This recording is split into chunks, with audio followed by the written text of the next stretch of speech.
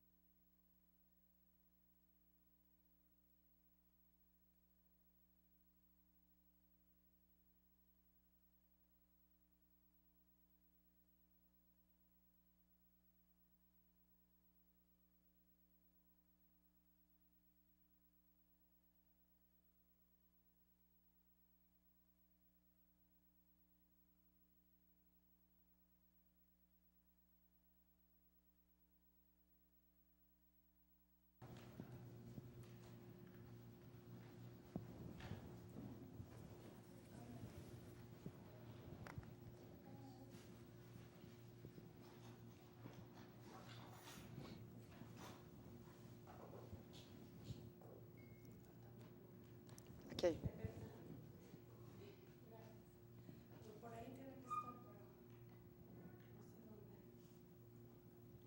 Esas plumas cafés que han hecho historia.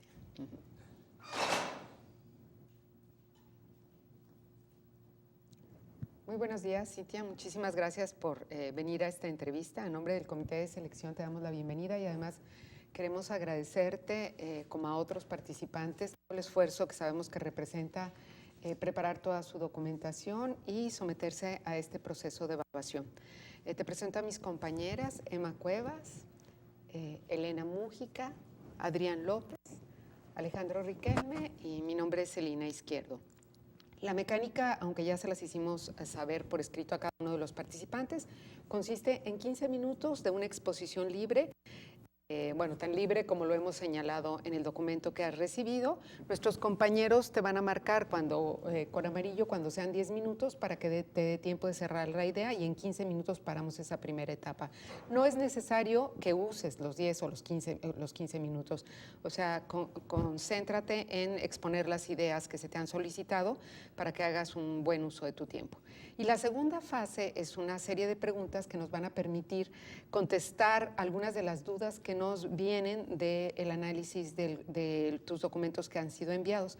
Cada uno de nosotros ha presentado las preguntas que requerimos hacerte para completar esta información, pero en este caso mi compañera Emma Cuevas será quien te haga al menos 5 preguntas. Si después de esas preguntas todavía mis compañeros consideran que deben de hacerte una pregunta más, te lo podrán hacer. Al final de esta segunda etapa, lo que te pedí, ya nos quedaremos nosotros solos y haremos un cotejo de la información de nuestras percepciones y conocimientos sobre la entrevista y evaluaremos. ¿Estás de acuerdo? Ok. Perfecto. Adelante, entonces empiezan tus 15 minutos. Bueno, pues ya me conocen, soy, porque ya vieron mi currículum y todos mis papeles, soy directora de Ciudadanos por la Transparencia y llevo ya 3 años y medio trabajando en Quintana Roo en temas de anticorrupción, de transparencia y haciendo vinculación a nivel nacional. En este ejercicio de transparentar todo lo que pasaba en la función pública, nos topamos con que la transparencia no era suficiente, que tenía que haber acciones mucho más a profundidad para poder hacer los cambios que se necesitan para que el Estado empiece a funcionar de manera efectiva y que resuelva las necesidades de la sociedad civil, que al final de cuentas el gobierno está para eso, para organizar nuestra vida, para organizar la forma en la que nos relacionamos y para establecer ciertos mecanismos de control donde se puedan respetar los derechos de todas y de todos. En el caso de México, por décadas se ha ido erosionando el sistema de gobernanza que tenemos, llegando a un sistema que es en sí mismo un sistema corrupto. Desde el inicio hasta el fin, todos los procesos están hechos para fomentar la corrupción, inclusive las mismas leyes están hechas de tal complejidad que lo que permiten es que la corrupción se dé y florezca en todos los ámbitos de nuestra vida. Esto nosotros pensábamos en un principio que la transparencia iba a ser suficiente para poder hacer los señalamientos de la exigencia de rendición de cuentas, pero vemos que no es así, no hay una correlación entre la transparencia y la anticorrupción, sino lo que se está volviendo es un cinismo brutal. O sea, tenemos un presidente que ha robado, un candidato que sabemos que ha desviado fondos de Sedesol. Tenemos una serie de personajes que no deberían de estar ya en la arena política y que sin embargo están porque la transparencia no ha sido suficiente para llevarlos a la justicia. Por eso me parece que el sistema anticorrupción es fundamental, porque así como hay redes de corrupción, debe de haber redes de anticorrupción para que no permitamos que esto pase. Por eso mi interés de estar aquí y formar parte del sistema local, porque como le dimos el seguimiento a todas las leyes de anticorrupción, sabiendo que transparencia no era suficiente y ahora está esta oportunidad. Y yo creo que estoy increíblemente preparada en el tema porque desde el día 1 hasta ahorita le hemos dado seguimiento como asociación, creo que puedo aportar bastante. El Comité de Participación Ciudadana es una figura novedosa que puede ser funcional siempre y cuando se implemente bien el sistema, hagamos todas las diligencias necesarias para que tenga la fuerza que requiere no solo en lo local, sino en lo nacional, para poder contrarrestar estas redes de corrupción tan grandes que existen. En ese sentido, me parece que la agenda del sistema en el corto plazo va muy enfocada en la parte de institucionalización. Necesitamos crear una institución robusta, una institución conectada con los sistemas estatales de todo el país, con el sistema nacional, con todas las asociaciones civiles, cámaras, academia, todos los otros ciudadanos que estamos buscando el bien común. Y claro que sí, a los servidores públicos que son campeones, que son capaces de avanzar este tema. Durante los 3 años y medio que llevo en Ciudadanos por la Transparencia he hecho eso precisamente para la asociación y es un conocimiento y una serie de redes que yo ya tengo listas para poner a disposición al Comité de Participación Ciudadana. No es lo único, hay mucho que hacer en la parte de institucionalizar para evitar la simulación. Necesitamos un plan de trabajo robusto, un plan de trabajo a largo plazo. Y necesitamos pensar en las fases que siguen y empezar el andamiaje para lo que sigue. La fase 2 yo la veo como la revisión, construcción y seguimiento a las redes, a las leyes que se vienen, porque ya a nivel nacional se está discutiendo la necesidad de un sistema nacional 2.0, identificar todos esos problemas donde no ha funcionado el sistema y resolverlos para irlo afinando. Era evidente que un primer intento no iba a poder resolver todos los problemas del país, sino que es un proceso de darle seguimiento y yo creo que esa es la fase 2, donde los estados tenemos mucho que aportar porque muchas veces las decisiones vienen desde el centro y no se relacionan con la realidad local. No es un espejo y no es la misma realidad la de Sonora que la de Quintana Roo. Entonces es necesario que como estados podamos ser parte de ese debate. ¿Cómo se van a construir las segundas leyes? Esa es la fase 2. Obviamente, identificar problemas de corrupción ya en lo local que se esté dando, asegurarnos que la ley aplique para todos, porque esa va a ser la única forma en la que empecemos a cambiar este sistema de gobernanza que tenemos, donde como no aplica la ley, pues yo puedo seguir corrompiendo y pidiendo mordidas sin que nada pase.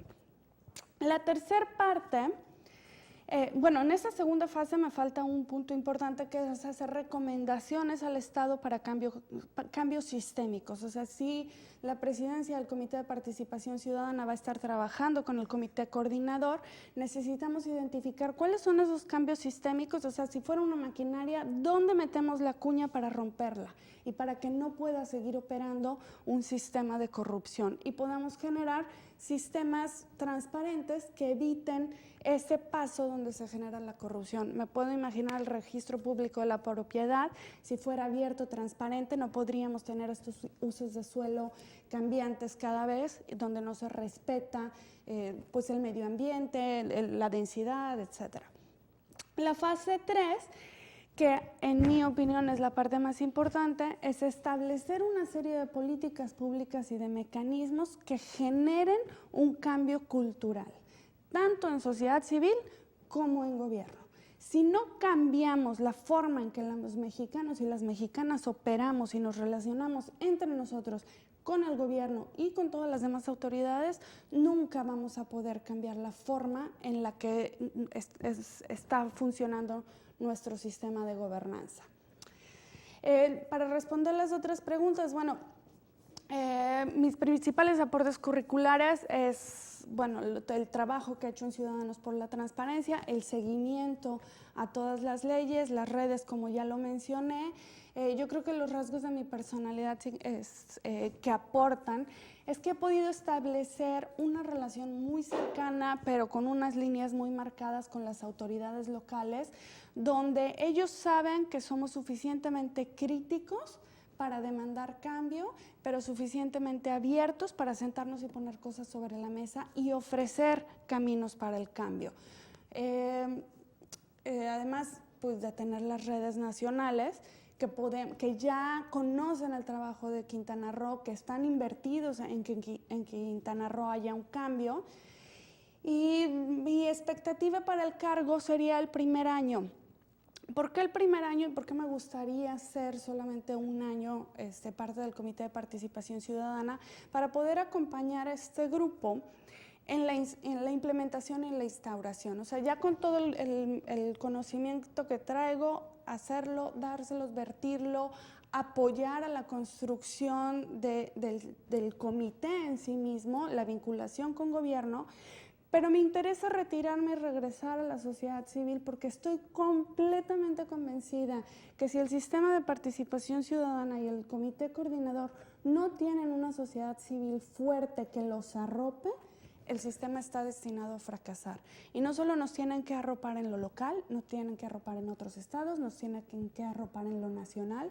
Y yo creo que nuestra asociación tiene la capacidad de fortalecer a diferentes actores, de darles las herramientas y de hacer inclusive ejercicios paralelos para fortalecer al sistema, el Comité de Participación Ciudadana, generarles conocimiento, generar esa presión ciudadana que necesitan las autoridades para que funcione. Si dejamos solo al comité, a las 5 personas del comité, esto no va a funcionar. Entonces creo que es lo que puedo aportar y me encantaría ser parte del proceso, del inicio de este cambio para nuestro estado.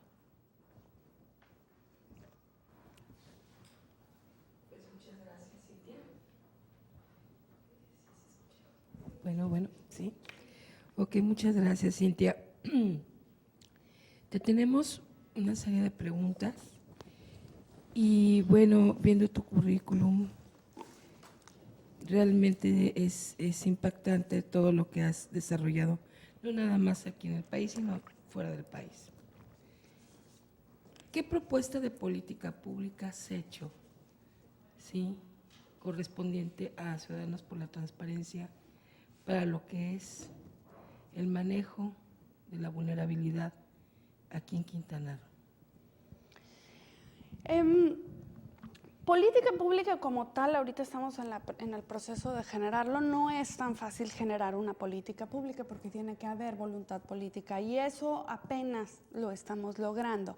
Y es un camino que tenemos que recorrer para lograr hacer cambios de profundidad, pero sobre todo meter las políticas en el sistema y hacer que el sistema genere recursos para que esos proyectos se conviertan verdaderamente en una política de cambio y que tengan pues todos los puntos, o sea, los recursos, la voluntad, que se encuentre todo en el mismo lugar para que sea algo que se haga en todo el Estado. Estamos trabajando en un observatorio de compromisos y políticas públicas con el gobierno del Estado ahorita. Ese ejercicio que está enmarcado en gobierno abierto ya ha identificado 4 o 5 compromisos del gobernador que podrían convertirse en política pública y que estamos trabajando desde el proceso de participación ciudadana. Nosotros no buscamos el camino fácil de decir, mira, aquí está mi política pública, te la paso, esto se tiene que hacer así, así y así, sino buscamos que la sociedad civil participe y que la política se convierta en un ejercicio ciudadano, que decidamos, bueno, vamos a hacer un cambio, uno de los temas que traemos en el observatorio, en prevenir la violencia política en contra de las mujeres. Esa política no se puede dictar y hacer y entregar al gobierno y el gobierno la decreta. Así no funciona. Tenemos que hacer un proceso de ciudadanizar. Entonces ese proceso lo estamos trabajando ya con secretarios en esa mesa, en procesos de gobierno abierto, para ir identificando cuáles son todas esas acciones que podrían convertir la necesidad de atacar la violencia política contra las mujeres en una política pública de Estado, o sea, que se vierta en diferentes niveles. Entonces, sí hemos avanzado en los principios, hemos avanzado en las leyes, estamos en un proceso en nuestro estado de andamiaje donde no creo que ninguna política pública pueda salir al vapor en menos de 2 o 3 años, pero estamos aprendiendo y generando las partes fundamentales de la política pública, que es la inclusión. No sé si contesté. La siguiente pregunta es, ¿cuál es tu experiencia más cercana de corrupción de la cual tú hayas vivido y cómo la manejaste? Mi experiencia más cercana de corrupción, la más reciente, es que es impresionante. Metimos nuestros papeles al registro público de la propiedad y nuestra acta constitutiva dice Comité de Participación Ciudadana para la Transparencia y nos pidieron no sé cómo se llamaba, como gratificación, ¿no? Y yo pedí una factura y pues no se entregaban factura porque efectivamente es una mordida. Y eso es a lo que me refería con que el sistema es corrupto. Nos piden una mordida para facilitar el trabajo de revisión de acta y meterlo en los libros. Pero esa mordida significa también el salario de la gente que está trabajando en el registro público de la propiedad. Entonces es el sistema corrupto así en circulitos. O sea, la gente que está trabajando ahí no gana lo suficiente como para poder vivir sin corrupción, entonces tienen que pedirla, entonces lo tenemos que incorporar como una de las prácticas comunes. La forma en la que lo enfrentamos fue definitivamente denunciarlo, es decir, nosotros no vamos a pagar un centavo para corrupción y el sistema se tiene que mejorar, ¿no? Que se tiene que transparentar. De hecho, en el registro público de la propiedad local, si van, hay letreros donde ya dicen que nadie te puede pedir una gratificación y estamos precisamente por hacer una segunda protocolización de nuestra acta y espero que lo que pasó hace un año ahora ya tenga un impacto real y es una forma en la que le vamos a ir dando seguimiento. Últimas preguntas sería, ¿cuál sería tu ideal en la formación de perfiles para la conformación de un CPC? Bueno, y tendrían que ir cambiando definitivamente. El primer CPC definitivamente tiene que tener mucha fuerza política, económica, social y de conocimiento, o sea, que se reconozca el conocimiento de la gente que esté ahí, porque tenemos que aguantar el primer embate. Ya lo hemos visto a nivel nacional, no aceptan el cambio, no aceptan políticas anticorrupción con facilidad, no tenemos un fiscal anticorrupción, el CPC no está pudiendo operar como debería de operar, es inclusive gente del mismo sistema la que está limitando el acceso al CPC para poder incidir muy a profundidad en las políticas públicas. Entonces necesitamos gente con fuerza, pero también gente con respaldo, gente que no está sola. En la primera parte yo creo que tenemos que tener personas que sean capaces de institucionalizar, generar los protocolos, los códigos de ética, todo el tema de cómo va a funcionar el CPC, pero también, y lo más importante, cuál es la agenda, cómo vamos a construir la agenda. Y yo creo que tienen que ser dos agendas. Por un lado, la agenda con autoridades, cómo vamos a perseguir desde la autoridad con el comité coordinador la corrupción, desde el más pequeño caso hasta el más grande caso, cómo le vamos a dar seguimiento, pero más importante, cómo lo vamos a prevenir. Y la agenda, por otro lado, con la ciudadanía. ¿Cómo vamos a construir una sociedad con cero tolerancia a la corrupción? ¿Cómo vamos a construir una ciudadanía empoderada que apoye el CPC, pero que también pueda rechazar la corrupción, pueda evitar ejercer corrupción? Y una sociedad fuerte que arrope al CPC y que vaya haciendo el cambio cultural que necesitamos ver. Me encantaría tener a alguien de comunicación que pueda hacer una política pública en relación a la corrupción desde la comunicación, cómo podemos generar toda esa serie de mensajes que nos enseñen a no ser corruptos, políticas en relación, alguien que sepa del servicio profesional de carrera, eso me encantaría verlo, para hacer propuestas, para generar servidores públicos capacitados que no caigan en la corrupción, porque como son profesionistas, saben que pueden hacer más, tienen un interés mayor que solamente ganar un poco de dinero. Necesitaremos a alguien que tenga mucha capacidad metodológica para hacer investigación, para generar indicadores, para establecer todos los mecanismos que se necesitan a nivel de metodologías para poder perseguir y sancionar la corrupción, y también generar la parte de las propuestas, y alguien que conozca muy bien cómo opera el gobierno, ¿no? Dónde se nos fuga el dinero, alguien que nos pueda ayudar con los números a seguir el caminito del dinero, ver dónde se va. Muchísimas gracias, Silvia. Eso es todo. Muchas gracias. ¿Alguno de mis compañeros que quiera hacer alguna pregunta?